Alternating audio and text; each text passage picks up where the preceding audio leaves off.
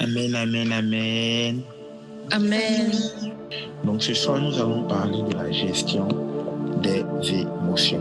On a commencé par parler de la spiritualité des émotions. Je vous ai dit que les émotions, les pics d'émotions ouvraient des portes spirituelles. Et ces portes spirituelles peuvent être positives comme négatives.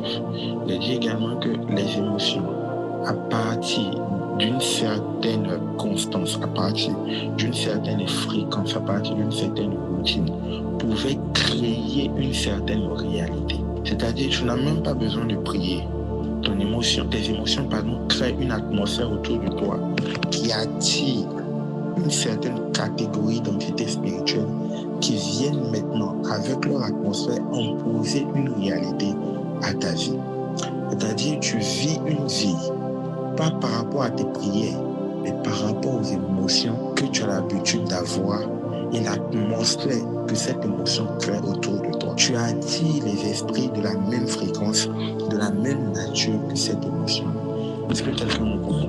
Donc, on a longuement parlé de ça, on a beaucoup parlé de ça. Donc, je vais maintenant parler de la gestion des émotions. Comment gérer ces émotions? J'ai également dit que les émotions sont normales.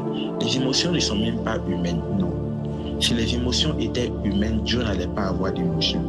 Alors qu'on a démontré ici par A plus B que Dieu avait des émotions.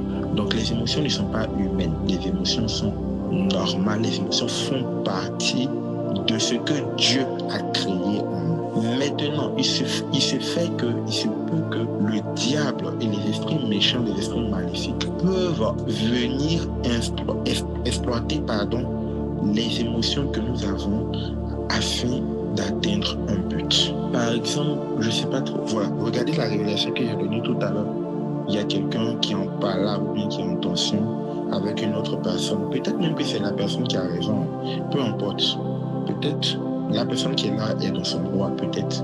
Mais qu'est-ce qui se passe? Le diable va se servir de cela pour fermer la porte de sa grâce. Vous devez comprendre que dans le monde spirituel, surtout dans le royaume auquel nous appartenons, le pardon, la compassion et la grâce est une loi qui nous régit. Jésus pouvait dire comme ça, voilà comment vous devez prier. Quand vous allez prier, dites notre Père qui est aux cieux, que ton nom soit sanctifié, que ton règne vienne, que ta volonté soit faite sur la terre comme au ciel. Après, donne-nous notre pain d'aujourd'hui. Et ensuite, il dit, pardonne-nous nos offenses, comme nous pardonnons aussi à ceux qui nous ont offensés. Pardonne-nous nos offenses, comme nous pardonnons. Je ne sais pas si vous comprenez la figure de style qui a été utilisée ici. Comme, c'est une comparaison. C'est-à-dire que c'est aligné. Seigneur, tu nous pardonnes parce que de la même manière que nous aussi, nous pardonnons à ceux qui nous ont offensés. Donc, quand on manque de pardonner à ceux qui nous ont offensés, quand on manque comment dire ça? Quand on manque de pardonner à ceux qui nous ont offensés, quand on manque de laisser tomber la douleur que nous transportons, automatiquement, quelque part, nous sommes en train de dire à Dieu, Seigneur, nous sommes capables de rendre justice. Et si nous sommes capables de rendre justice, nous devenons ce que la Bible appelle des êtres spirituels. C'est-à-dire, quand vous lisez les épîtres de Paul, vous voyez, il disait quelque chose. Il dit comme ça, un être spirituel n'est pas jugé parce qu'il se juge lui-même. Amen. Un être spirituel n'est pas jugé parce qu'il se juge lui-même. Et c'est pour cela que Paul disait que ce n'est pas bien pour des chrétiens d'emmener des affaires de la maison vers l'extérieur. C'est-à-dire, toi tu es chrétien, ton mari est chrétien par exemple, il te fait quelque chose qui n'est pas bien et puis tu t'en parles à ta CP qui n'est pas chrétienne. Même si c'est ta CP, tu n'en as pas le droit parce que les affaires du royaume se gèrent à l'intérieur. Donc il disait comme ça que l'être spirituel se juge lui-même. Le ciel, Dieu le juge, l'être spirituel se juge lui-même. Donc automatiquement, quand tu refuses de pardonner à un humain, à une personne qui t'a fait du mal, tu es en train de dire à Dieu, Seigneur, je suis suffisamment grand pour non seulement me juger, mais pour juger les autres aussi. Est-ce que quelqu'un comprend ce que je suis en train de dire? D'ailleurs, même c'est l'une des dimensions dans lesquelles nous sommes appelés à rentrer. C'est totalement normal. Parce qu'à l'après, il est écrit que nous allons juger les anges. À la fin des temps, il est écrit que nous allons juger les anges. Mais avant ça, là, il faut qu'on apprenne à opérer comme Dieu. Dieu pardonne, nous aussi nous pardonnons. Si Dieu pardonne et que nous refusons de pardonner, c'est que nous sommes qui? Nous ne sommes plus de Dieu, nous sommes d'ailleurs. On est en train de parler de la gestion des émotions. Alors, on va prendre nos Bibles. Déjà, avant de parler de gérer les émotions, il faut identifier des émotions. Il faut identifier des émotions. Il faut identifier les émotions que tu ressens. Nous sommes dans la gestion des ressources humaines. Je pense qu'on a commencé. Je vous ai dit, il y a plusieurs types de ressources, il y a plusieurs types de potentiels. Donc, il faut que chacun de nous apprenions déjà à identifier les ressources et les potentiels que nous avons. Les émotions ne sont pas toujours mauvaises, c'est-à-dire avoir un pic d'émotion. C'est pas toujours mauvais, non. Il y a des gens, même c'est quand tu vas manifester une colère féroce que tu vas rentrer dans ta destinée. Il y a des personnes, c'est quand tu vas manifester une tristesse amère que tu vas rentrer dans ta destinée. Regardez le cas de cette femme-là, la femme Agai, la servante de Sarai, la mère de Ismaël. La Bible dit que Sarah a demandé à son mari Abraham de chasser Agai de la maison. Il lui a remis du pain et de l'eau. Ok? C'est comme en Côte d'Ivoire, genre, on te chasse de la maison pour un pays lointain, il n'y a personne qui va t'aider, puis on te donne une baguette de pain et puis une bouteille d'eau minérale, c'est fini. Il la chasse, mais la Bible ne signifie pas qu'elle a mentionné une émotion là. Peut-être si elle avait mentionné, si elle avait manifesté une émotion là, peut-être qu'elle serait sortie avec mieux que ça. Est-ce que je parle à quelqu'un? Si elle était rentrée peut-être dans une colère, ou si elle avait crié, ou si elle avait pleuré, peut-être, parce que Abraham était riche, il avait de quoi lui donner, il n'était pas pauvre. Donc peut-être si elle avait réagi en ce moment-là, elle allait avoir quelque chose de plus que ce que Abraham lui a donné. Mais regardez encore dans la suite, elle s'est retrouvée dans un désert, elle n'avait plus d'eau, il n'y avait plus de pain, tout était fini. En ce moment-là, elle a commencé à manifester ses émotions, elle a commencé à pleurer, elle a commencé à penser suicide, elle a commencé à penser négativement. La Bible dit en ce moment-là, Dieu est descendu, un ange est venu et lui a dit, tais-toi, ne pleure pas. L'enfant que tu as là, il a commencé à lui donner des révélations, des prophéties. Qu'est-ce que je suis en train de te faire comprendre? Une émotion négative n'a pas forcément une conséquence négative. Et une émotion positive n'a pas forcément une conséquence positive. Est-ce que je parle à quelqu'un? Une émotion positive peut attirer le diable et une émotion négative peut attirer Dieu.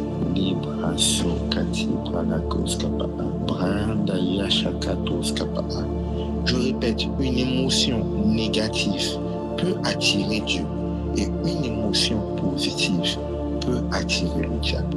Ce n'est pas parce que tu es en joie que cette joie-là forcément va appeler Dieu. Et ce n'est pas parce que tu es en pleurs que cette pleurs-là forcément va appeler le diable.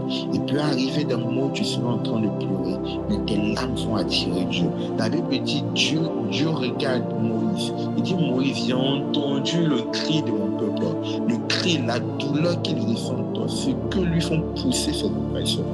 Parce que les oppresseurs ont commencé à oppresser Israël. Dieu a entendu et il s'est rappelé de sa promesse qu'il avait déjà faite à Abraham, à Isaac et à Jacob. Donc souvent, enfant de Dieu, il est nécessaire de pleurer, il est nécessaire de crier, il est nécessaire de ne pas se sentir bien. Oui, parce que, comme je l'ai dit, chaque émotion a une atmosphère et chaque atmosphère attire des entités. Et ces entités-là, maintenant, viennent créer une réalité. Amen. Est-ce que c'est trop fort pour certaines personnes? On peut aller, on peut continuer. Ça va, c'est pas trop fort. Ça gère, on peut aller. Ok, super. On va prendre nos Bibles. On va prendre Jean 11, 35. Jean, chapitre 11, verset 35.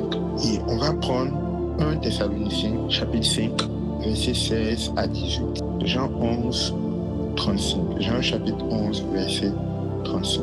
Et ensuite, on va prendre 1 Thessaloniciens, chapitre 5, verset 16 à 18. Bon, depuis là, c'est ma voix, ce que j'entends. Donc, il ne sait pas si quelqu'un dans le groupe, dans le peuple de Dieu, peut nous faire une lecture intéressante, s'il vous plaît. Alors, qui va oser, qui va y aller? Les gens sont en train de m'afficher le passage. D'accord, c'est pas bien grave, on va perdre beaucoup de temps. Alors, le premier passage de Jean, chapitre 11, verset 35. Déjà, pour votre information, c'est le verset le plus court de la Bible. Et c'est un verset qui choque beaucoup de personnes, beaucoup. Et le verset dit quoi? Jésus pleura. Amen. Est-ce que quelqu'un peut répéter Jésus pleura? Jésus pleura. Si tu ne peux pas activer ton micro, il faut écrire, c'est pas grave. Jésus pleura. Alors, ce verset, c'est un verset tellement marquant. C'est vrai que ce n'est pas la première fois qu'on parle des émotions de Jésus. Non, pas du tout. Quand tu lis la Bible, tu vois que ce n'est pas la première fois. Il a eu des... Jésus pleura. Merci beaucoup. Dieu te bénisse. Elle est vraiment... Ok, ça va bien grave. Alors, donc, c'est pas la première fois que Jésus manifeste des émotions. Et vous allez comprendre pourquoi. Ce que vous devez comprendre dans le monde spirituel, là, bon, je pense que je l'ai dit, mais je vais le dire sous une autre facette. Les émotions sont tellement importantes qu'il y a certaines grâces, il y a certains dons, il y a certaines bénédictions, il y a certains miracles qui sont rattachés aux émotions. Pour la petite histoire, pour ceux qui ne connaissent pas l'histoire, ici, les questions de Jésus, de ses disciples, de Lazare et de ses sœurs. Donc, la Bible nous enseigne que Jésus et Lazare étaient de bons amis, très bons amis d'ailleurs. Ils étaient des amis tellement proches. Jésus était proche de la maison de Lazare, de sa famille, de sorte même que Marthe et Marie, sa sœur, je pense, si je ne me trompe pas, préparaient, faisaient la cuisine pour Jésus. Et qu'est-ce qui se passe? La Bible dit que Jésus était dans une contrée et Lazare est tombé malade. Quand Lazare est tombé malade, les sœurs de Lazare ont envoyé des messagers vers Jésus. Ils ont dit à Jésus, Jésus, ton ami Lazare est en train de mourir. Ton ami Lazare est malade. Et qu'est-ce qui se passe? Il se passe que Jésus les regarde et puis il dit, d'accord, il n'y a pas de problème, tranquille quoi, tranquille. C'est-à-dire, tout de suite là, on ne sent pas d'émotion au niveau de Jésus. Amen. On ne sent pas vraiment d'émotion au niveau de Jésus. Donc Jésus est resté là, je crois, 2-3 jours de plus. Et après, Jésus est parti. Quand Jésus est parti, je ne sais pas exactement combien de temps il est resté. C'est passé 2 jours ou 2 semaines, je ne sais plus. Je m'excuse si je me suis trompé. Mais après, il est parti. Et quand il est parti, on lui dit, ah, en fait, Jésus, le gars, il est mort. Depuis 4 jours d'ailleurs, et on l'a enterré d'ailleurs. Et en ce moment, la Bible dit, Jésus pleura. Quand tu lis le passage, tu vois pourquoi on dit Jésus pleura. Jésus n'a pas pleuré. Amen. Jésus n'a pas pleuré parce que Lazare était mort. Tout de suite, c'est pas ça. C'est pas ça qui a fait pleurer Jésus. Quand tu lis un peu, tu vois. Jésus n'a pas pleuré. Je suis en train de venir sur le verset pour rectifier tout à l'heure ce que j'ai dit. Au cas où je me suis trompé. Voilà, c'est ça, c'est 2 jours. Au verset 5. Jésus aime Marthe et sa sœur et Lazare. Il les aime beaucoup. Il apprend que Lazare est malade et pourtant, pendant 2 jours, Jésus reste là où il est. Donc, c'est 2 jours. Ensuite, il dit à ses disciples, retournons en Judée. Ses disciples disent, Maître, l'autre jour, des Juifs cherchaient à te tuer en te jetant des pieds et tu veux retourner là-bas. Et après, vous connaissez l'histoire, il y a un qui dit, tu t'en vas mourir, donc allons, on va mourir ensemble. Mais après, la Bible nous enseigne que, au verset 11, ensuite, Jésus ajoute, notre ami Lazare s'est endormi, mais je vais aller le réveiller. Ses disciples n'ont pas compris de quoi il parlait. Ils ont pensé que c'était quelqu'un qui dormait. Donc il dit, Seigneur, s'il dort, c'est qu'il n'a pas besoin d'être guéri en fait. Et après Jésus leur dit, en fait, le gars il est mort. Bon, pour ne pas être trop long, quand tu arrives quand tu vois la ville, la Bible dit, Marthe osait rencontrer Jésus, elle lui annonce les nouvelles et tout. Jésus n'a pas pleuré jusqu'à ce qu'il arrive devant la ville. Quand il est arrivé où ils l'ont mis, quand il est arrivé, là où il était, il a demandé, Seigneur, viens et tu verras. Voilà, au verset 34, il demande où est-ce que vous l'avez mis.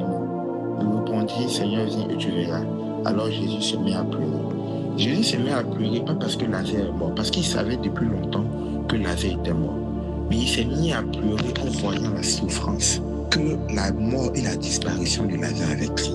Parce que s'il pleurait parce que Lazare était mort, il n'allait pas attendre 2 jours encore avant de venir. Mais il savait que Lazare allait mourir. D'ailleurs, même il a annoncé à ses disciples, avant d'arriver chez Marthe et chez Marie, il leur a dit, notre ami Lazare dort.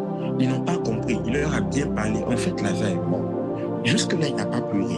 Il a rencontré Marthe et Marie. Il n'a pas pleuré. Quand il a demandé où vous l'avez mis, et puis on dit, Seigneur, viens, tu vas voir. Pendant qu'il partait, il a rencontré des personnes qui étaient profondément... Il a vu à quel point cette situation-là peinait les gens. Et la Bible dit, il a commencé. Ici, je veux que tu retiennes quelque chose. Jésus n'a pas bougé quand il n'avait pas eu d'émotion.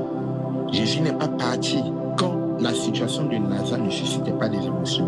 C'est quand la situation de Lazare nous suscitait des émotions, lui. En ce moment-là, il a pleuré. Et qu'est-ce que les larmes de Jésus ont apporté? Les larmes de Jésus ont apporté la vie à Lazare.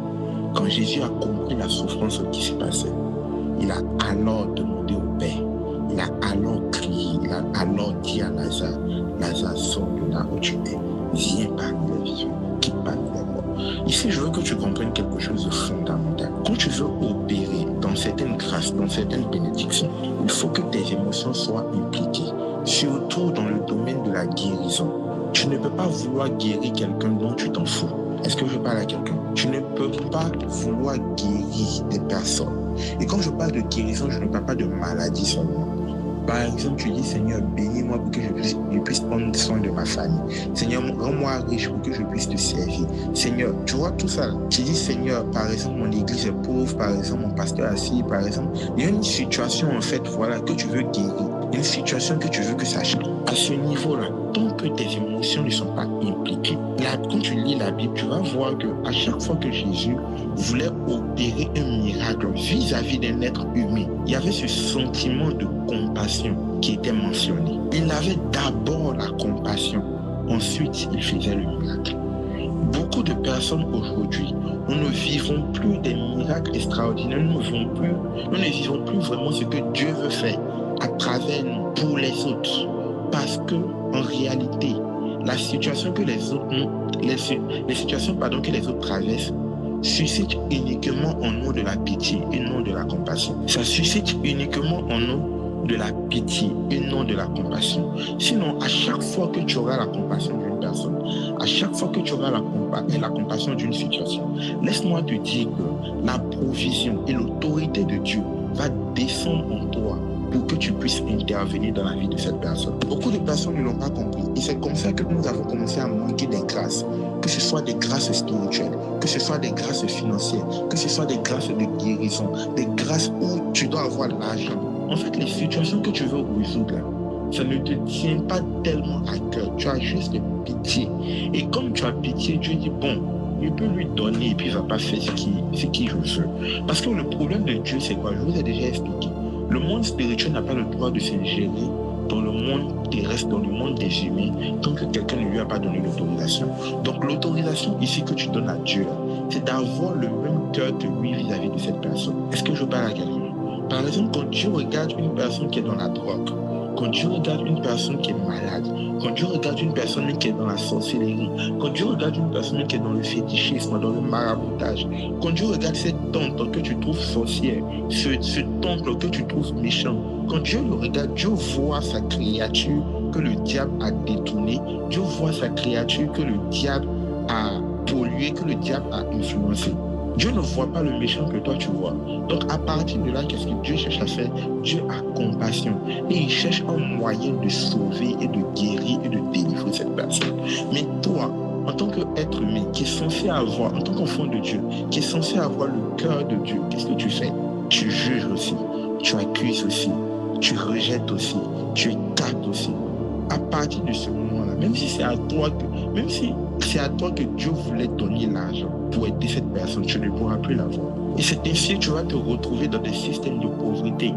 Et c'est ainsi que tu vas te retrouver dans des systèmes où tu n'as plus de ressources, où tu n'as plus de provisions, où tu n'arrives plus à monter spirituellement, où tu n'arrives plus à prier. Par exemple, une chose que vous devez savoir, ceux qui arrivent à prier longtemps, ce sont des personnes qui prient pour les autres. Tu es là, non, je veux prier plus longtemps, Seigneur, je veux demeurer plus avec toi. Mais quand tu vas dans la présence de Dieu, tu veux juste parler de tes problèmes à Dieu. Pourtant, Dieu, il veut que tu lui parles des problèmes des autres, les gars. Il veut que tu dis, Seigneur, il y a quoi sur ton cœur? Pour qui est-ce que tu es attristé aujourd'hui? Pour qui est-ce que le Saint-Esprit est attristé aujourd'hui? Et en ce moment, le Saint-Esprit te dira, je suis attristé à cause de telle personne. Je suis attristé à cause de telle personne. Il y a telle personne qui souffre, il y a telle personne qui ne va pas bien, il y a telle personne qui est enchaînée. Et en ce moment-là, l'autorité, l'onction, le pouvoir, l'argent, les finances, tout ce que tu recherches là, le Seigneur va te l'accorder. Parce que quoi? Tout cela vient pour un but. Le but premier, là, la Bible dit que tout ce que nous faisons, que nous le fassions pour la gloire de Dieu. Donc le but premier de ce que le Seigneur accorde là, c'est pour sa gloire, c'est pour sa volonté, c'est pour son cœur. Donc par exemple, on est là, on peut demander l'argent à Dieu, on peut demander l'argent à Dieu. Il y en a qui cherchent l'argent pour pouvoir, comment on dit ça, pour pouvoir faire le pharaon. Il y en a qui cherchent l'argent pour pouvoir se venger. Tout ça là, ce sont des mauvaises motivations. Mais par exemple, quand tu as la compassion, quand tu pleures, c'est-à-dire tu vois des personnes qui sont dans une douleur extrême, tu vois des personnes qui sont en train de souffrir, on dit par exemple telle personne a besoin d'opération.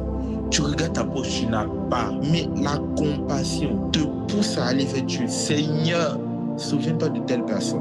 Laisse-moi te dire que même si ce cas-là, tu n'arrives pas à agir, les prochains cas qui vont venir, le Seigneur va s'arranger à ce que tu aies de quoi agir. Et plus il te trouvera fidèle dans tes actions, plus il te trouvera fidèle dans comment tu agis, plus la provision va augmenter. Et quand je parle de provision, je parle de tout ce que vous pouvez imaginer comme provision. Que ce soit l'onction, que ce soit l'intelligence, que ce soit la grâce, que ce soit l'argent, que ce soit le travail, peu importe en fait. Par exemple, quand dans ta tête, tu dis « Hey, je dois réussir dans la vie parce qu'il y a des personnes qui ont besoin de moi, parce que Dieu veut passer par moi pour sortir certaines personnes de la pauvreté, Dieu veut passer par moi pour sortir certaines personnes de la galère, pour sortir certaines personnes de la famille. » Sache que tu viens de te tracer une autoroute dans le monde spirituel. Dès le moment où tes émotions sont impliquées, où ta compassion est à l'œuvre, parce que Dieu veut juste quelqu'un qui va manifester quelque chose de lui. Et c'est cette chose-là qu'il va utiliser comme point de contact pour agir. Jésus pouvait dire comme ça à Pierre, le diable t'a réclamé, mais j'ai prié pour toi. Si le diable a réclamé Pierre, c'est parce qu'il y avait quelque chose du diable en Pierre. Et Jésus disait également, il vient, le diable vient, il disait, je pense que la bonne expression c'est le prince de ce monde vient, mais il n'y a rien de lui en moi. Donc en fait, c'était impossible pour le diable de réclamer Jésus. C'est pareil. Ça me fait rentrer un peu dans les réclamations. Pour que vous compreniez les réclamations. Les réclamations fonctionnent avec une certaine appartenance. C'est-à-dire quand il y a quelque chose d'une entité, d'un esprit en toi, automatiquement cet esprit a le droit de te réclamer. Voilà pourquoi vous allez voir par exemple les enfants dont les parents priaient beaucoup. Ta maman elle est prophétesse, ta maman elle priait beaucoup, ou bien elle prie beaucoup. Si tu veux, il faut être le plus brillant du monde. Un jour, tu seras réclamé par le ciel. La main de Dieu va te saisir fort. Par exemple, non comme ça. Moi, mon petit frère, mes frères, mes grands frères, mes grandes soeurs. Moi, j'ai jamais voulu être serviteur de Dieu. Mais non, jamais. Mais c'est une réclamation. Il y a une réclamation spirituelle sur ma vie. Donc, je vais tourner. Je vais servir Dieu. Parce que c'est une réclamation. C'est pareil pour le diable. Quand il y a un esprit diabolique, un esprit malin dans la vie d'une personne, tu vas tourner. Tant que cet esprit tant que le point de réclamation n'est pas retiré, c'est impossible. Voilà pourquoi on parle de délivrance. Bon, bref. Donc, qu'est-ce qui se passe? La compassion, c'est un moyen pour Dieu de te réclamer tes émotions vis-à-vis des autres. C'est un moyen pour Dieu de te réclamer. Donc, il utilise ça comme un point de contact, un terrain d'atterrissage, un aéroport par lequel il descend dans ta vie et puis il manifeste ce qu'il est. Notre Dieu est saint, notre Dieu est glorieux, notre Dieu est puissant. À lui appartient l'or et l'argent, etc. Donc, il cherche juste un point de contact pour manifester sa dimension de lui nécessaire à la situation qui est face à toi. Mais le problème, c'est que très souvent, nous vivons dans la pitié au lieu de vivre dans la compassion. Est-ce que je parle à quelqu'un? Je pense qu'on va avancer quand même. On va revenir sur Thessaloniciens, s'il vous plaît. Est-ce qu'on peut afficher le verset pour qu'on puisse continuer? 1 Thessaloniciens, chapitre 5. C'est ça, non? Donc, dans ce verset, il dit... Non, comment ça 16, s'il te plaît? Il y avait 16, non? Il y a dit 16. Ou bien 16, 17, 18, s'il vous plaît. 1 Thessaloniciens, chapitre 5, verset 16, 17, 18. Donc, en attendant qu'il est en train de chercher, voilà ce que la Bible dit en fait. La Bible dit, parce que Jésus a eu compassion, il fut ému et il a commencé à pleurer. Et cela a ouvert un ciel de résurrection. Lisez bien la Bible, vous allez voir toutes les fois où Jésus a opéré dans la guérison. Dans 60-70% des cas, il y avait une compassion. Je pense que je suis en train de délivrer une personne. Tu vois, tu pries pour les gens qui ont mal, pour les gens qui souffrent, les gens qui ont des douleurs et tout. Et puis ça n'arrive pas là. C'est parce que dans ton cœur, pendant que tu es en train de prier, ta motivation c'est « Hey, Seigneur, il ne faut pas m'asseoir ici. Imagine, il prie pour la personne et puis rien ne se passe. » Non. Amen. Ou bien tu es là, il est prié pour elle. Comme ça, quand ça a passé là, ils vont dire c'est moi que Dieu a utilisé. Non, c'est parce que Dieu veut entendre. C'est pas cette partie-là qui intéresse Dieu. Ce qui intéresse Dieu, c'est Seigneur, regarde comment mon frère souffre. Seigneur, regarde comment ma soeur souffre. S'il te plaît, intervient. Et ce qui est dans ton cœur qui est là, c'est ça là qui déclenche la guérison. C'est ça qui déclenche le miracle. C'est une mauvaise émotion. Ou bien, c'est une émotion négative. Les pleurs, les larmes, la douleur et tout. Mais quand tu arrives à rentrer dans cette émotion vis-à-vis d'une personne, par rapport à une personne, sache que tu viens de décréter quelque chose. Tu viens de déclencher quelque chose dans le monde spirituel. Et j'ai commencé par le cas de Agai.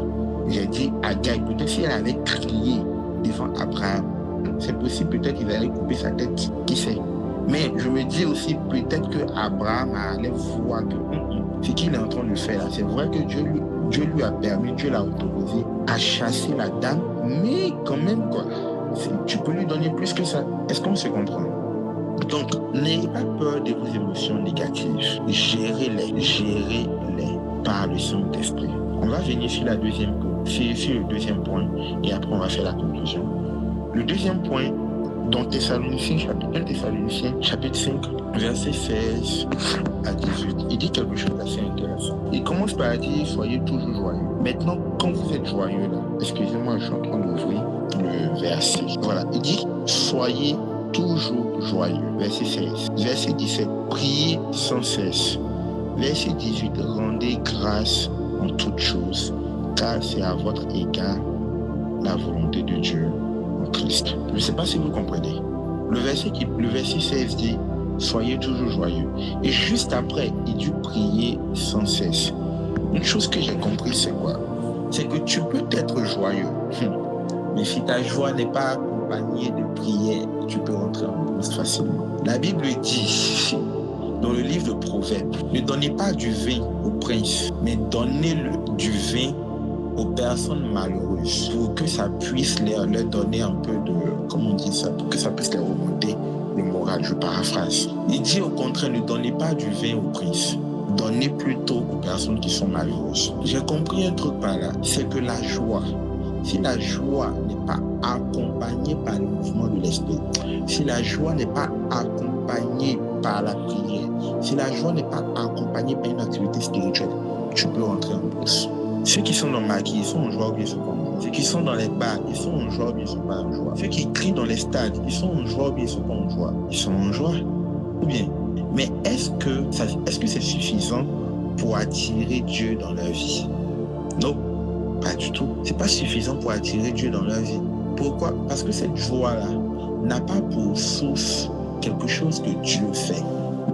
N'a pas pour source, n'a pas pour action de glorifier Christ, n'a pas pour action de glorifier Dieu. Donc en ce moment-là, même quand on est joyeux, il faut qu'on puisse accompagner nos joies de la prière afin que les bons esprits de l'Éternel puissent créer une bonne atmosphère autour de nous qui va apporter une bonne réalité.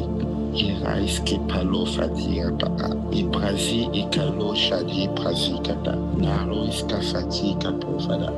je profite pour expliquer encore rapidement. En fait, vu qu'on est en train de parler d'émotions et tout, je ne sais pas pour les autres hommes de Dieu, mais ça c'est moi.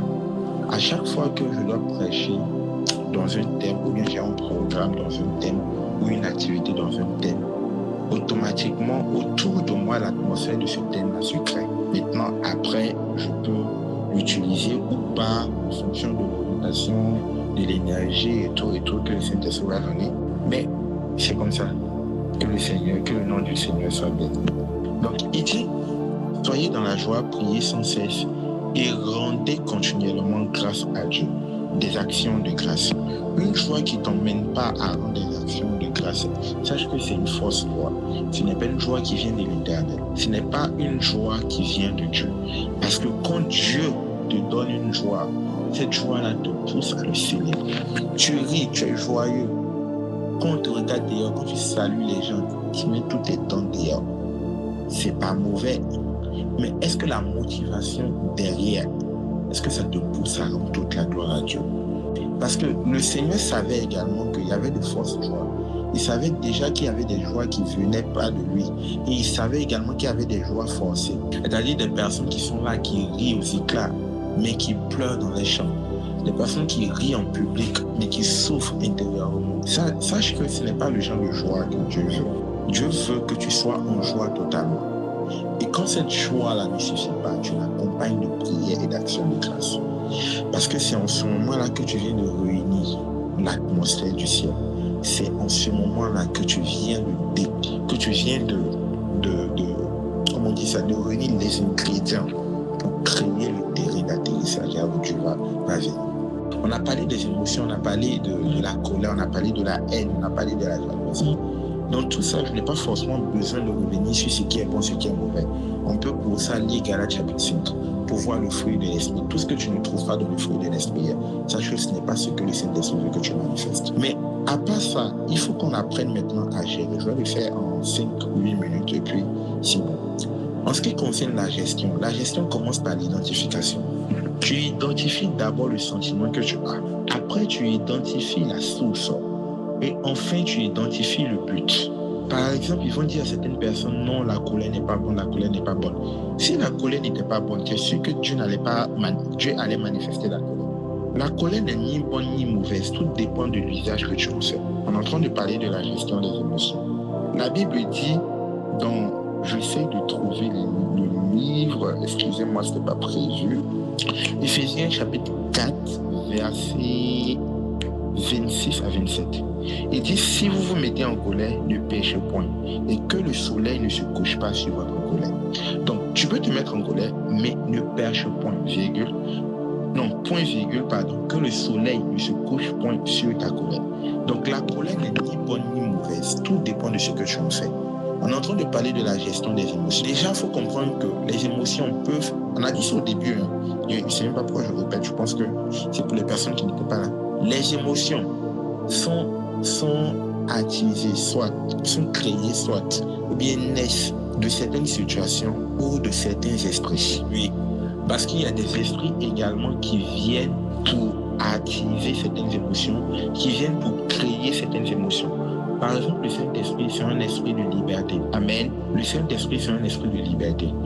Je n'ai pas dit libertinage, attention. Et quand je parle de liberté, je ne parle pas de faire ce que tu veux, comme tu veux, quand tu veux. Attention. Mais je parle de cette indépendance vis-à-vis du monde et de son système. C'est-à-dire que tu ne te sens attaché à rien, de sorte à ce que ça n'influence pas sur ce que tu ressens. Donc ça, c'est le domaine du Saint-Esprit. C'est-à-dire que tu as l'argent ou tu n'as pas l'argent. Tu as voiture ou tu n'as pas voiture. Tu as mangé ou tu n'as pas mangé. Tu as faim ou tu n'as pas faim. C'est un peu le domaine du Saint-Esprit. C'est pour cela que Paul pouvait dire comme ça, je sais vivre dans l'abondance, comme je sais vivre dans la famille. Parce que le Saint-Esprit, c'est un esprit de liberté. Mais en dehors de ça, maintenant, il y a d'autres esprits. Par exemple, surtout dans nos églises évangéliques, on parle par exemple de l'esprit guerrier. Je n'ai pas dit c'est faux, hein. Non. Je dis juste que c'est là-bas qu'on entend beaucoup. Voilà. On parle de l'esprit guerrier. L'esprit guerrier, c'est quoi? C'est un esprit qui se manifeste par des colères fortes, incompréhensibles, démesurées et qui commencent à tout casser, tout gâter. Il y en a aussi qui ont des esprits de victimisation, des esprits de tristesse. Point oui, point non. Tu es triste comme ça. Tu as des esprits qui font changer tes humeurs, comme si tu étais courant de CIE. C'est-à-dire, ça saute, ça monte, ça descend, ta tension baisse, ça monte, toi seul. Donc, il y a vraiment le domaine spirituel. Et là, pour cela, on parle forcément de délivrance. Oui, ça c'est clair. Maintenant, la délivrance, c'est pas forcément qu'on va te pousser, qu'on va crier le feu sur toi. Non, c'est pas forcément ça. La délivrance peut se faire par la rencontre avec le Saint-Esprit. La délivrance peut se faire quand toi-même tu rencontres Christ. La délivrance peut se faire par une vérité que tu découvres. Parce que la Bible dit, vous connaîtrez le Fils et le Fils vous affranchira. Mais qui est le Fils? Le Fils est le chemin, la vie et la vérité. Amen. Donc par une vérité que tu découvres, tu peux être affranchi par des esprits qui manipulent tes émotions. Oui, tu découvres une vérité sur cette émotion-là, ça t'affranchit. Maintenant, il y a le côté comportement, il y a le côté social. Et je pense que c'est ça qu'on est en train de traiter. Il me reste à peu près 3-4 minutes. Déjà, il faut identifier le chemin. Ça, c'est quelque chose que j'ai compris. Il faut identifier le chemin qui emmène cette émotion à se manifester. Il y a des personnes comme ça, dès qu'elles se retrouvent seules, elles ont, comment on dit ça, envie de déprimer.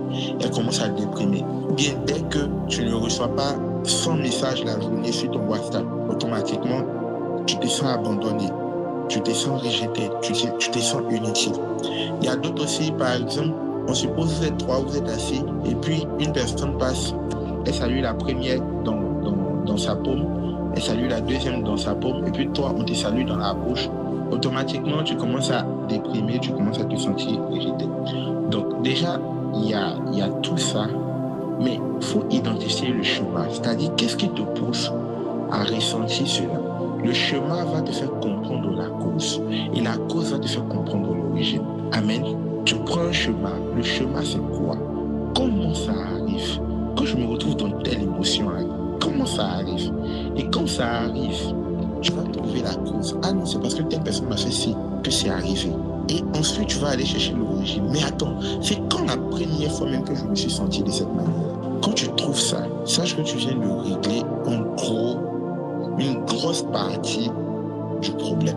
On ne va pas faire la psychologie ici, mais en fait, sachez qu'il y a des caractères, il y a des comportements que nous avons commencé à manifester par ce qu'on appelle les déformations de l'âme. C'est-à-dire, quelque part, un jour, il y a quelqu'un qui est venu affecter ton âme par une situation, et depuis ce jour-là, ton âme n'a pas repris sa position normale. On parle de déformation de l'âme, on parle de blessure de l'âme. Et tant que tu n'auras pas guéri de ça, quel que soit, on va prier pour toi. Les blessures de l'âme ne se guérissent pas par la prière, ça se guérit par l'onction et par la vérité. Amen. Ça se guérit par l'onction, par l'autorité divine, par l'onction divine et par la vérité. Sinon, la prière ne guérit pas, non. La vérité, quand je parle de vérité, je parle de, c'est comme ce que je disais tout à l'heure, tu dois retrouver le problème, la vérité. Que dit la Bible? Que dit Dieu? Que dit Christ concernant ce que tu ressens? Et comprenez quelque chose. J'ai dit tout à l'heure que les émotions créent une atmosphère qui invoque des esprits, qui attire des esprits qui viennent créer une réalité.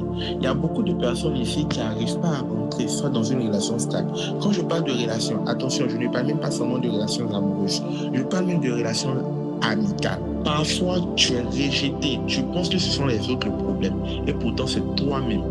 À cause de la déformation de l'âme, il y a des choses simples que tu prends pour des rejets. Parfois, tu es déprimé, tu es attristé. Tu penses que ce sont les autres, tu penses que ce sont les situations. Alors que parfois, à cause des déformations et des blessures de ton âme, il y a des situations passagères que tu prends tellement à cœur que ça finit par t'affecter. Récemment, j'ai découvert un truc sur moi-même. J'ai une amie qui compte beaucoup pour moi, je ne veux pas dire son nom ici, qui compte énormément pour moi. On parlait depuis longtemps. Et un jour, je l'ai invitée au programme. Je l'ai invitée à un programme. Elle m'a dit qu'elle n'avait pas le temps, elle ne pouvait pas sortir et tout. Et qu'est-ce qui s'est passé? Je pense dans la même période, en tout cas ce qu'elle m'a dit là, c'était tellement sérieux que je n'ai plus parlé. Et dans la même période, je l'ai vue, elle était dans un autre programme où moi j'étais, d'un ami à nous, où moi j'étais. Donc je l'ai vue et dit, ah, tu es venu. Elle dit, oui, oh, je suis venu. Ça m'a fait mal. C'était il y a quelques années, je crois il y a 3-4 ans, ce que je suis en train de dire. Ça m'a fait mal, tellement mal. Et le truc c'est quoi? Quand le programme est fini, vous savez quel genre de questions avait commencé à me poser? C'est que c'est moi, je ne suis pas point. C'est l'autre qui est moi, je ne suis pas point. Donc moi-même, ici, il faut s'éviter de Dieu. Et ça a commencé à aller de là en là. Amen. Ça a commencé à aller de façon exponentielle. J'ai commencé à me victimiser. Pourtant, peut-être la go n'avait juste pas le temps, effectivement, le jour de mon programme. Mais elle est venue à un autre programme de mon ami. Elle ne m'a pas dit, on s'est retrouvés là-bas. Certes, ça peut faire mal, mais après, je n'avais pas besoin de penser de telle manière. Je crois qu'il y a 4-5 ans. Mais j'avais commencé à penser jusqu'à ce que ça a affecté mon résultat, que ce soit au travail, même dans le ministère. J'avais commencé à avoir peur, à me dire, ah, de toute façon, tu n'es pas on dit tant prier pour les gens, pourquoi? Mais est-ce qu'on se comprend? Et après, le Saint-Esprit m'a fait comprendre que non, le problème n'est pas là. Ça, c'est récemment, il y a peut-être 1 an, 2 ans. Que le Saint-Esprit m'a fait comprendre cela.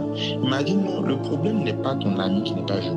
Le problème c'est toi. Retournons aux origines. Et quand on est retourné aux origines avec le Saint-Esprit, j'ai compris en fait que moi, je suis le genre de personne, si je te demande de faire quelque chose pour moi et que tu me dis tu ne peux pas, je vais comprendre. Mais si je te vois faire la même chose pour une autre personne, je vais me poser des questions. Vous comprenez, ça c'est la première partie. Et encore plus loin, je me suis rendu compte par le Saint-Esprit qu'il y a très longtemps, j'avais l'habitude d'être abandonné, d'être défavorisé de cette manière-là.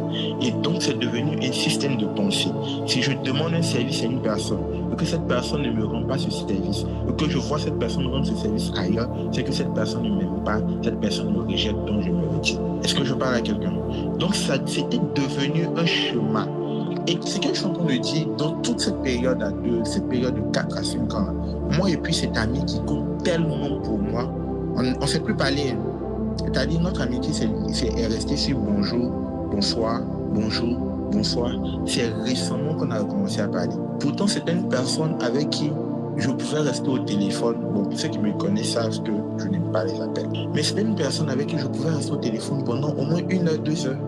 Et ça passe tranquillement. Donc, j'avais compris, en fait, par le Saint-Esprit que c'était un schéma de déformation de l'âme qu'il y avait en moi, qu'il fallait résoudre. C'est-à-dire, c'est pas parce que tu as demandé un service à une personne qui ne t'a pas rendu et elle a rendu à une autre personne que automatiquement la personne ne t'aime pas, la personne te déteste, ou bien tu n'as pas de valeur, tu ne comptes pas. Ce soir, je ne sais pas c'est quoi ton chemin, mais il faut que tu trouves ton chemin. Qu'est-ce qui te met en colère subitement? Qu'est-ce qui te fait déprimer subitement? Qu'est-ce qui t'indispose subitement? C'est-à-dire, qu'est-ce qui te touche, influence ton âme, influence tes émotions? Une chose que vous devez comprendre également, c'est que quand les émotions négatives surviennent et que ce n'a pas pour but d'attirer Dieu, ça te vide de tes forces. Ça détruit ta destinée. Parce que les forces que tu es censé avoir pour accomplir ta destinée, pour réaliser tes projets, pour atteindre tes objectifs, ces émotions-là viennent te les enlever. C'est pour ça que tu as constaté que quand tu es en train de déprimer, tu n'as envie de rien.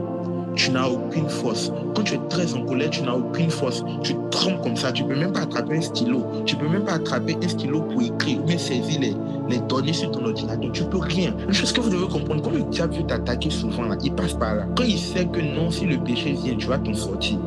Si on te gifle, tu vas laisser tomber. Il vient maintenant exploiter tes propres émotions, tes propres ressentis contre toi-même. Et en ce moment-là, quand il a eu raison de toi, tu es mort. Parce que regarde ce que la Bible dit. La Bible dit Jésus, il était sur la montagne. Il a prié jusqu'à sa sueur devenue du sang. Ce niveau de prière. Le même Jésus, il a fait 40 jours de jeûne de prière. Le diable est venu le tenter, rien. Mais un jour, il était en train de prier. Et il a dit, Père, en se rendant compte, ses émotions ont pris le dessus. Il a dit, Père, si seulement cette coupe-là pouvait passer sans que je me la boive. Ses émotions ont commencé à créer une peur en lui. Ses émotions ont commencé à créer un certain déséquilibre en lui. Il a dit, Père, si ça pouvait passer sans que je me la boive. Imaginez si Jésus n'avait pas bu sa coupe. On allait parler aujourd'hui. Combien de personnes allaient continuer à rester sur la domination du diable? Comment la terre sera en souffrance? Les émotions de Jésus ont failli arrêter le plan de Dieu sur toute l'humanité. Mais après, il s'est ressaisi. Il dit, Père, non, pas ma volonté, mais toi, ta volonté. Que toi, ta volonté soit faite. Il avait peur, c'était normal, c'était naturel, c'était humain, c'était tout ce que vous voulez. C'est qui vont dire qu'il faut aller à la croix pour aller mourir pour des inconnus, pour des personnes même qui vont t'insulter après, qui vont te mépriser, qui vont te détester, des personnes qui ne seront pas reconnaissants. Même nous les chrétiens, mais il y a des fois on n'est pas reconnaissants. Et puis tu ne vas pas ressentir l'envie de ne pas partir. Mais Jésus l'a ressenti. Quand il a ressenti, il a dit, et puis la Bible dit, il a fait ça 3 fois. Première fois, deuxième fois, troisième fois. Pour dire, ça peut arriver même au meilleur. Ça peut arriver à tout le monde. Mais à chaque fois, il faut que tu laisses l'Esprit de Dieu en toi dominer tes émotions.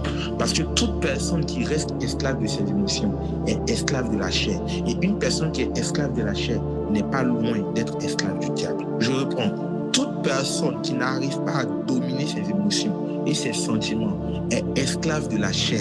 Et une personne qui est esclave de la chair n'est pas loin d'être esclave du diable. Et dès le moment où tu es esclave du diable, c'est fini. Tout ce que tu as comme potentiel, tout ce que tu as comme grâce, toutes les promesses de Dieu sur ta vie commencent à s'annuler un peu. Pas que Dieu veut les annuler, non. Parce que le diable s'arrange à te les faire laisser tomber. Le diable s'arrange à te les faire laisser tomber. Ça tombe. Et tu ne fais même pas attention. Parce que tu es tellement faible que tu trouves les potentiels que tu transportes, les grâces que tu transportes, le poids de la gloire de Dieu que tu transportes comme un fardeau. Donc tu commences à laisser tomber, tu te décharges. Et c'est en ce moment-là, tu vois des gens qui n'ont plus envie de prier. Je n'ai plus envie de venir dans la présence de Dieu. Je n'ai plus envie d'aller à l'église. Je n'ai plus envie de lire ma Bible. Tu es en train de te décharger du poids de la gloire. Tu es en train de te décharger de tes potentiels. Tu es en train de te décharger de la parole de Dieu. Tu es en train de te décharger de ses promesses à cause de tes émotions, à cause de tes envies. Il faut qu'on apprenne à les gérer. Et la gestion passe par l'identification. Quand tu identifies le chemin, tu identifies la cause, tu identifies les origines. Et tout ça se fait par le Saint-Esprit. Mais la partie la plus difficile, quand cela n'est pas dû à des esprits, je répète, quand cela n'est pas dû à des esprits, la partie la plus difficile, c'est le chemin de la guérison. Je vais terminer par là. Écoutez, il y a des caractères, il y a des défauts que nous ne pourrons pas abandonner. Pas parce que c'est impossible à Dieu de nous aider, mais parce que le chemin de la guérison est tellement difficile qu'on a décidé de rester malade. Est-ce que je parle à quelqu'un? Le chemin de la guérison pour revenir sur certaines choses est tellement difficile que certaines personnes décident de rester malades. Il y a, quand on te dit voilà ce qu'il faut faire pour corriger ta colère, voilà ce qu'il faut. Bon, je vais vous donner un autre exemple. Récemment, il y a quelques temps, oui, c'est ça. Il y a un gars qui me disait, lui, il a découvert qu'il ne mâche pas la nourriture. Il ne mâche pas la nourriture, c'est-à-dire dès qu'il s'arrête de sa bouche, il mâche une fois, deux fois, et puis il avale. Et il s'est rendu compte que, en train de parler des déformations, c'est comme ça en fait. Ça part d'un constat, tu identifies le schéma, et après tu trouves la cause. Il s'est rendu compte que c'est parce qu'il est pressé, donc c'est la cause. Mais les origines, c'est quoi?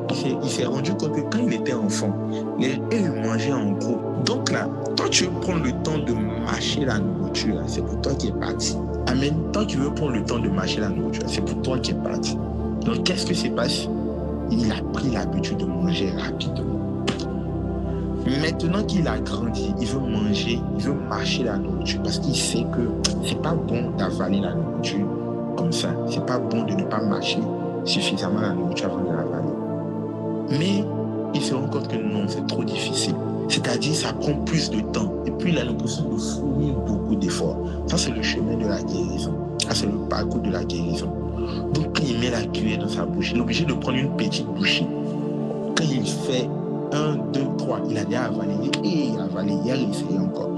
1, 2, 3. Il dit, tiens. Alors, moi, il dit, tiens, c'est bon. Il a continué comme ça. Le truc, c'est quoi? C'est une déformation de l'âme. C'est une habitude qu'il a développée.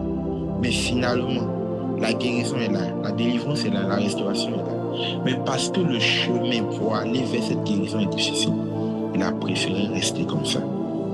Et il y a beaucoup, même au niveau de nous les chrétiens, parce que le chemin vers la restauration, le parcours est tellement dur. On te dit, tu dois demander pardon à telle personne, tu dois retourner vers telle personne, tu dois réapprendre à faire ci, tu dois réapprendre à t'incliner, tu dois réapprendre à demander pardon. Tu dis, mieux je meurs. Ou bien tu dois apprendre à te taire quand tu as mal, tu te tais, tu gagnes. Tu dis non, pour moi, reste pas à l'étranger. Ou bien tu dois apprendre à exprimer ce que tu ressens. Tu dis non, yes, mais ils ne vont pas m'écouter. Le chemin de la guérison. Mais dire à quelqu'un, ça ne sera pas facile, ça ne sera pas simple. Mais si tu décides d'avancer, le Saint-Esprit sera avec toi. Et il va faciliter, il va accélérer ton parcours. Amen. Il est important en tant que chrétien, en tant que des personnes du royaume, que nous apprenions à gérer ce que Dieu a mis. Et tout ce qu'il a mis en nous, ce sont ses émotions, ce sont les potentiels, ce sont les grâces, ce sont les dons. Donc, enfant de Dieu, c'est ici qu'on va s'arrêter pour ce soir. Est-ce que tu peux acclamer le Seigneur déjà pour ce temps d'enseignement? Acclame Jésus, acclame Jésus, acclame Jésus. J'aimerais que tu pries depuis ta position. Tu vas dire, Seigneur, j'ai compris à quel point mes émotions pèsent dans ma destinée. Ce soir, je comprends à quel point mes émotions influencent ma nature, influencent ce que je peux recevoir, ce que je peux faire. S'il te plaît, Père, aide-moi ce soir. Aide-moi à entamer le chemin de la guérison, le chemin de la restauration. Et si c'est un esprit, Père, je prie que ta lumière l'expulse de mon être. Que ta présence, que la présence de ton esprit expulse tout esprit qui manipule mes émotions. Est-ce que tu peux prier?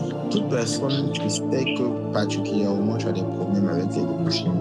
S'il te plaît, j'aimerais que tu poses ta main sur ta poitrine là où est ton cœur. Si tu sais que tu as des problèmes avec tes émotions, tu as des sautes d'humeur, tu as des émotions que tu n'arrives même pas à contrôler, peut-être Peut-être tu pleures sans comprendre, peut-être tu ris même sans comprendre, peut-être que tu déprimes sans raison valable, tu es facilement en colère et tout, tu n'arrives pas à maîtriser, à gérer. Pose la main sur ton cœur et je vais prier pour toi, s'il te plaît. Il y a un verset de la Bible qui me plaît bien, d'ailleurs, je ne l'ai pas cité ce soir. Je pense à un verset de Proverbe. Et ce verset dit, une personne qui n'arrive pas à maîtriser ses émotions est comme Proverbe chapitre 25, verset 28. Si on peut la chercher rapidement. Celui qui n'est pas maître de lui-même est comme une ville sans muraille. Celui qui n'est pas maître de lui-même, de ses émotions, de ses impulsions, de tout ce qu'il ressent, est comme une ville sans muraille. Et une ville sans muraille est facilement conquise. Une ville sans muraille est facilement attaquée. Une ville sans muraille perd facilement des choses. En fait, tes émotions t'exposent dans le monde spirituel. Tes émotions t'exposent quand ces émotions ne sont pas gérées. Et par cela, il y a beaucoup de personnes qui ont perdu certaines choses que tu as eues par la prière, des choses que tu as eues par imposition des mains, des choses que tu as reçues même par des sacrifices ultimes, par ton jeûne et tout, parce que tu n'as pas su être maître de toi-même. Comme une ville forcée et sans muraille, ici est l'homme qui n'est pas maître de lui-même. Tu vas prier, avant que je prie pour toi s'il te plaît, tu vas dire Seigneur, donne-moi la maîtrise. Parce que je ne veux pas que le diable me vole. Je ne veux plus que l'ennemi m'arrache mes grâces, m'arrache mes potentiels. Parce que tu as mis en moi. M'arrache ce que tu as mis en moi par mes émotions. Père, il est écrit, ton esprit est sur moi. Tu m'as oint afin d'annoncer la bonne nouvelle, de délivrer les captifs et de guérir ceux qui ont le cœur brisé. Je décrète et je déclare dans cette atmosphère toute entité qui manipule les émotions de tes enfants. Je prie que ta lumière les expulse maintenant au nom de Jésus. La Bible dit qu'il n'y a aucun rapport entre les ténèbres et la lumière. Je déclare que ta lumière paraisse afin que les ténèbres de leur vie s'enfuient au nom puissant de Jésus. Dans cette atmosphère, je décrète qu'à partir d'aujourd'hui, toutes les déformations de l'âme, toutes les blessures de l'âme qui ont apporté une déformation à votre vie, qui ont apporté une déformation à votre caractère, qui ont apporté une déformation à votre éducation, de sorte à ce que vous n'arrivez plus à rentrer en possession de ce que Dieu a promis pour vous, de sorte à ce que vous n'arrivez plus à rentrer en possession de la grâce de Dieu, de sorte à ce que vous perdiez des potentiels. Je déclare et je décrète à cet instant même que la force, que l'esprit et que l'onction qui brise le joug agissent dans votre vie au nom de Jésus. Que l'onction qui brise le joug agisse dans votre vie au nom puissant de Jésus. La Bible dit, il vous donnera une huile de joie, il vous donnera un diadème. Je déclare et je décrète maintenant que de l'huile coule sur votre âme. Il est écrit, l'Éternel est mon berger, je ne manquerai de rien. Il est écrit, il oint d'huile ma tête et ma coupe déborde. Je décrète et je déclare maintenant que votre coupe déborde d'huile au nom de Jésus. Cette huile qui guérit, cette huile qui restaure, cette huile qui transforme. Vous serez des témoignages dans cette génération au nom puissant de Jésus. Merci Père éternel car tu le fais. Gloire te soit mon Dieu au siècle des siècles. Au nom de Jésus, nous avons